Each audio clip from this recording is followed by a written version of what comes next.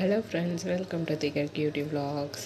இன்றைக்கி என்ன பார்க்க போகிறோன்னா, இன்றைக்கி வந்துட்டு என்னோடய ஸ்டைலில் வந்துட்டு மிளகாய் கிள்ளி போட்ட சாம்பார் எப்படி வைக்கலான்னு நாங்கள் பார்க்கலாம். ரொம்ப டேஸ்டியாக இருக்கும், ரொம்ப ஈஸியும் கூட.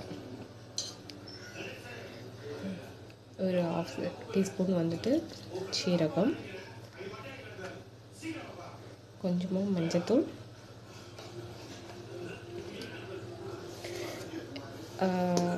நான் வந்துட்டு பார்த்திங்கன்னா ஒரு 5-6 பல், ஒரு 10 பல் இருக்கும் பூண்டு, 4 சின்ன மீடியம் சைஸ் தக்காளி, கொஞ்சம் சின்ன வெங்காயம், ஒரு சின்ன பெரிய வெங்காயம் எடுத்துக்கிட்டேன், ஒரு 3 பச்சை மிளகாய், கொஞ்சமாக கொத்தமல்லி. இந்த மாதிரி எல்லாமே ஒட்டுக்காக சேர்த்துக்கணும். ஒரு டேபிள் ஸ்பூன் வந்துட்டு நான் நல்லெண்ணெய் சேர்த்துக்கிறேன்.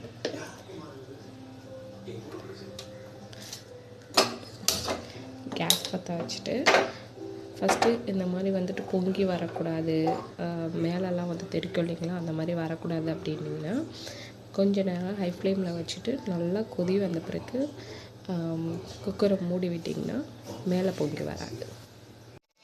ஒரு 3 விசில் விட்டுட்டு நல்லா நம்ம இந்த மாதிரி வந்து பருப்பை நல்லா மசிச்சு எடுத்துக்கலாம். சும்மா ஒரு 4 வெந்தயம் போட்டுட்டு சின்ன வெங்காயம், கருவேப்பிலை, ஒரு 2 காஞ்ச மிளகாய் வந்துட்டு நான் கிள்ளி போட்டுக்கிட்டேன். இது சும்மா லைட்டாக ஃப்ரை ஆகிட்ட பிறகு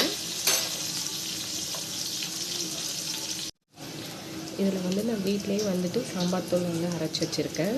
ஒரு ஸ்பூன் போல் ஆட் பண்ணிக்கலாம்.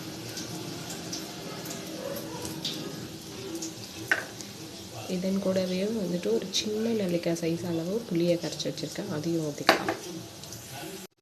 இந்த குழம்புக்கு தேவையான கல்லுப்பு சேர்த்துக்கலாம். இது கூடவே வந்து பெருங்காயம். இது நல்லா கொதி வந்துட்ட பிறகு நம்மளுக்கு வேக வச்ச பருப்பை சேர்த்துக்கலாம்.